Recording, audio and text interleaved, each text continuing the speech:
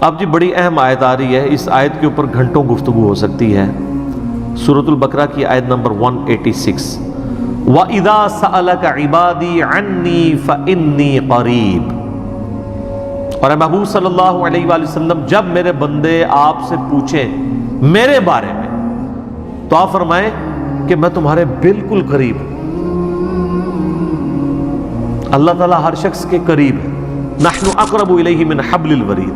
اللہ تمہاری رگے جان سے بھی زیادہ تمہارے قریب ہے۔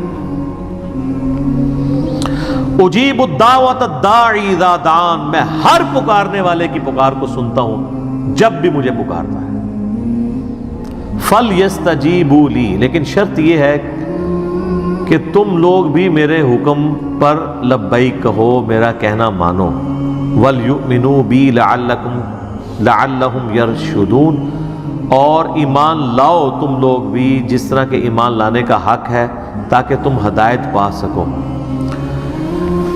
یہ جی آیت انسانیت کا میگنا کارٹا ہے، جو یورپ کے اندر 17ویں صدی عیسوی کے اندر ایک قانون پاس ہوا تھا کہ ہر انسان کا یہ رائٹ ہے کہ وہ اپنے حکمران سے جا کے سوال کر سکتا ہے، اس کا دروازہ کھٹکھٹا سکتا ہے اپنے رائٹ کے لیے۔ یہ آیت پوری انسانیت کے لیے میگنا کارٹا ہے کہ ہر شخص اللہ تعالیٰ کو پکار سکتا ہے، بیچ میں کسی کو کوئی ڈالنے کی ضرورت نہیں ہے۔ اب اس سے زیادہ اور کن الفاظ میں سمجھایا جائے کہ جب میرے بندے آپ سے میرے بارے میں پوچھے تو آپ فرمائیں میں تمہارے بالکل قریب ہوں، ہر پکارنے والے کی پکار کو سنتا ہوں۔ اب یہاں تو یہ ہونا چاہیے تھا کہ میں تم سے بہت دور ہوں، ایک سیڑھی لگاؤ میرے تک پہنچو، وچ کوئی پاؤش ہے، کہنا نا وچ کوئی کہتے چھت تک پہنچنے کے لیے سیڑھی چاہیے ہوتی ہے، تو آپ سیڑھی کے بغیر چھت تک نہیں پہنچ سکتے۔ اس طرح کی مثالیں اللہ کے بارے میں بیان کرنا یہ تو حرام ہے، بعض اوقات کفر ہو جاتا ہے۔ قرآن میں آپ دیکھیں جگہ جگہ جہاں پر کافروں پر رد کیا گیا تو بار بار یہ کہا گیا ہے کہ اللہ کے بارے میں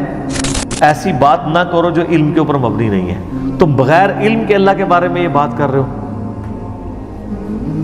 2 دفعہ تو ایک یہ آیت آئی ہے سورہ نساء میں المائدہ میں، یا اہل الکتاب لا تغلوا فی دینکم ولا تقولوا علی اللہ الا الحق، اے اہل کتاب اپنے دین میں غلو نہ کرو، افراط و تفرید کا ایگزیجریشن کا شکار نہ ہو، اور دیکھو اللہ کے بارے میں کوئی بات نہ کرو مگر وہ جو حق پر مبنی ہے، جس کو وہی سپورٹ کرے گی۔ اور پھر آپ سورہ حج کے اندر سورۃ المومنون میں دیکھیں، جہاں کہیں بھی اللہ تعالیٰ کافروں کی بد عقیدگی کا ذکر کرتا ہے تو یہی کہتا ہے کہ یہ لوگ بغیر علم کے اللہ کے اوپر ایسی چیزیں ڈال دیتے ہیں، یا اللہ پر ایسی باتیں کر رہے ہیں جس کے بارے میں ان کو علم ہی نہیں ہے کہ اللہ کی شان ہی نہیں ہے۔ تو علم کی بنیاد پہ اللہ کے ساتھ کوئی بات کرنی ہے تو یہ کہنا کہ جی سیڑھی جس طرح چھت پہ جانے کے لیے ضروری ہے، اس طریقے سے اللہ تک پہنچنے کے لیے بیچ میں کوئی واسطہ ڈالنا ضروری ہے۔ اگر آپ اس واسطے سے مراد پیغمبر کو لے رہے ہیں تو وہ پیغمبر سیڑھی نہیں ہے، بلکہ پیغمبر آپ کو اللہ کی شناخت کرواتے ہیں، وہ بتاتے ہیں کہ اللہ تعالیٰ کن چیزوں سے راضی ہوتا ہے، کن چیزوں سے ناراض ہوتا ہے۔ وہ یہ نہیں کہتے کہ آپ ہمیں پوجنا شروع کر دو، وہ کہتے ہیں ہم جو تمہیں سکھا رہے ہیں نا اس طریقے سے اللہ کی طرف رجوع لاؤ، اور وہ ہمیشہ یہ کہتے ہیں کہ ہم یہ جو تمہیں سکھا رہے ہیں یہ ہم خود تو سکھا ہی نہیں رہے، ہمیں اللہ نے سکھایا۔ تو پیغمبر تو پھر اللہ کے احکامات کو سمجھانے کے لیے دنیا میں آتے ہیں، وہ سیڑھی نہیں ہوتے اس اعتبار سے، وسیلہ ہوتے ہیں تو اس اعتبار سے کہ اللہ کے احکامات ہم تک پہنچاتے ہیں، اس اعتبار سے نہیں کہ ان کی عبادت کرنی شروع کر دی جائے، جیسا کہ کرسچنز نے عیسیٰ علیہ السلام کے بارے میں کرنا شروع کر دیا۔ اور بخاری میں حدیث ہے، دیکھنا میری شان کو اس طرح بلند نہ کرنا جس طرح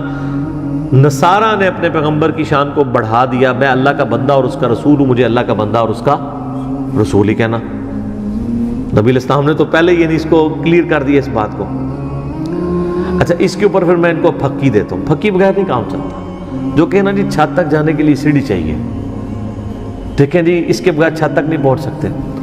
تو پہلے تو ان کو لاجیکلی یہ بات کریں کہ اللہ تعالیٰ تو چھت پہ ہے نہیں، وہ تو کہتا ہے میں تمہارے اشارے سے بھی زیادہ تمہارے قریب ہوں، تو اس کے لیے تو کہیں جانا ہی نہیں پڑتا،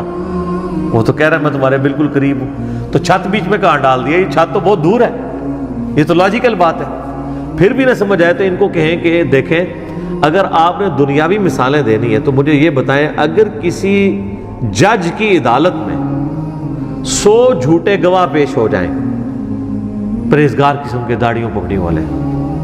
اور کسی شخص کے اوپر جھوٹی گواہی دے دیں کہ یہ قاتل ہے، تو جج کو تو نہیں پتا کہ یہ جھوٹے ہیں، کیونکہ جج نے تو شواہد کی بنیاد پہ فیصلہ کرنا ہے، اس کو اللہ کی طرف سے حکم بھی یہی ہے کہ فتویٰ ظاہر پہ لگنا ہے، تو یقیناً جج اس کو پھانسی دے دے گا۔ مجھے آپ یہ بتائیے کہ اگر اللہ تعالیٰ جو قیامت کے دن کا جج ہے، اس کے سامنے زمین و آسمان کی ساری مخلوقات مل کے، سارے فرشتے مل کے، سارے پیغمبر مل کے، یہ for the sake of argument میں کہہ رہا ہوں، نعوذ باللہ ایسا نہیں کہ ایسا ہوگا، جھوٹی گواہی دے دیں کہ یا اللہ یہ تو بہت بڑا مجرم تھا دنیا میں، اس نے نیکی کی کوئی ایک رتی بھی نہیں کی ہے، اور وہ ایسا نہ ہو، تو مجھے بتائیں کیا اللہ تعالیٰ ان ساری مخلوقات کی گواہی اس شخص کے خلاف قبول کر لے گا؟ تو اس کا مطلب اللہ کے لیے تو مثال ہی نہیں بیان ہو سکتی، کتنی بڑی پکی ہے۔ اے جناب جیلن شریف ہی تیار ہوتی ہے، ادھر وہ خود بھی مانیں گے، ان کو کہ نہیں اب تو آپ اسی اصول میں آئے نا سیڑھی والے میں، کہ جج کو تو چاہیے کہ وہ فیصلہ کرے شواہد کی بنیاد پہ، تو اللہ کو بھی چاہیے کہ شواہد کی بنیاد پہ فیصلہ کر دے۔ کہیں گے نہیں اللہ کے لیے تو ایسی مثال بیان ہی نہیں کی جا سکتی۔ تو سر یہ جو آپ وسیلے اور بیچ میں سیڑھیاں اور پتہ نہیں کیا کچھ بنا رہے ہیں، تو یہ مثال آپ کیسے بیان کر سکتے ہیں اللہ کے لیے؟ اور یہ آیت تو کتنی واضح ہے کہ میرے بندے جب تم سے میرے بارے میں پوچھیں۔ ڈاکٹر اسرار صاحب رحمہ اللہ نے ایک بہت بڑا ٹروتھ ریویل کیا ہے اس آیت کے حوالے سے۔ وہ کہتے ہیں کہ رمضان کے مہینے کے اوپر ڈسکشن ہو رہی ہے مسلسل 6 آیات، اور اچانک سینٹر میں یہ آیت آ گئی ہے، تو یقیناً اس کا تعلق رمضان کے ساتھ ہے، کیونکہ اس سے پہلے بھی رمضان ڈسکس ہو رہا ہے، اس کے بعد بھی رمضان، اور کوئی تان ٹوٹی بھی نہیں ہے۔ آپ دیکھیں پھر ساتھ ابھی فقہی مسائل یہ ڈسکس ہوئے ہیں نا، کہ روزے چھوڑ سکتے ہو بیماری میں بھی اور اس طرح بھی، پھر تکبیر بلند کرو، پھر دوبارہ سے آپ فقہی احکام و مسائل شروع ہو جائیں گے ان کے رمضان کے روزے۔ وہ کہتے ہیں کہ جی یہ سینٹر میں، اور یہ ایگزیکٹ سینٹر میں آئے، وہ کہتے ہیں اس کا مقصد یہ ہے کہ رمضان وہ مہینہ ہے جس میں آپ قرآن کے ذریعے اللہ تک پہنچ سکتے ہیں، کیونکہ قرآن ہی تو تذکیر کرتا ہے انسان کی۔ اگر اس کا ترجمہ آتا ہو یا ترجمہ نہ آتا ہو تو کم از کم آپ ایئر فلائٹ موڈ میں کر کے موبائل یا مصحف ہاتھ میں لے کے تراویح میں کھڑے ہو جائیں، اور آپ کو پتہ ہو ترجمے والا قرآن ہو کہ کیا قاری صاحب تلاوت کر رہے ہیں، تو پھر تو آپ پہ اثر ہوگا۔ صحابہ کرام کو تو یہ کوئی پریشانی نہیں تھی، تو ان کی اپنی زبان تھی۔ تو جب کوئی شخص رمضان میں عبادت کرتا ہے، پورا دن بھوکا پیاسا رہتا ہے، اور رات کو کھڑا ہو جاتا ہے قرآن سننے کے لیے، کتنی تکلیف اٹھاتا ہے، دن کو اپنی بھوک اور پیاس کو برداشت کرنا، پیٹ کی قربانی دینا، اور رات کو نیند کی قربانی دینا، دونوں قربانیاں ہوگی نا۔ تو انسان کے دماغ میں ایک بات تو آتی ہے نا کہ میں جس کے لیے قربانیاں کر رہا ہوں، کیا اس کو بھی پتہ ہے کہ میں اس کے لیے کیا کچھ کر رہا ہوں؟ جب انسان کو یہ پتہ ہونا کہ میں جس کے لیے کر رہا ہوں وہ مجھے دیکھ رہا ہے، پھر تکلیف جھیلنی آسان ہو جاتی ہے۔ یہ ایک نیچرل چیز ہے۔ آپ اپنے دنیاوی کسی دوست کے لیے کوئی تکلیف اٹھا رہے ہو نا،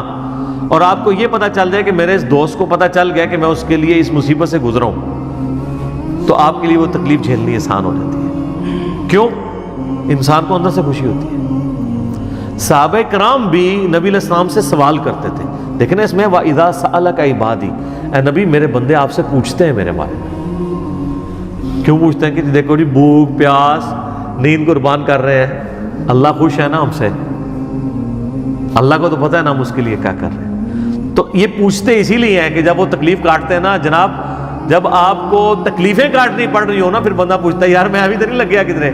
کوئی نکلے ہی نہ رزلٹ۔ تو اسی لیے ہے کہ وَإِذَا سَأَلَكَ عِبَادِي، جب میرے بندے آپ سے پوچھتے ہیں نا میرے بارے میں، تو فرماؤ فَإِنِّي قَرِيبٌ أُجِيبُ الدَّعْوَةَ الدَّاعِي إِذَا دَعَانِ، ہر پکارنے والے کی پکار کو سنتا ہوں جب وہ مجھے پکارے۔ شرط یہ ہے فَلْيَسْتَجِيبُوا لِي، ان کو بھی تو چاہیے نا کہ میرا حکم مانیں اور مجھ پر ایمان لائیں جیسا کہ ایمان لانے کا حق ہے، تب یہ کامیاب ہوں گے۔ لَعَلَّهُمْ يَرْشُدُونَ۔ اللہم اجعلنا منہم، اللہ تعالیٰ بھی ہمیں ان کامیاب لوگوں میں داخل فرمائے۔ اللہم من احییتہ منا فاحیہ علی الاسلام ومن توفیتہ منا فتوفہ علی الایمان، آمین۔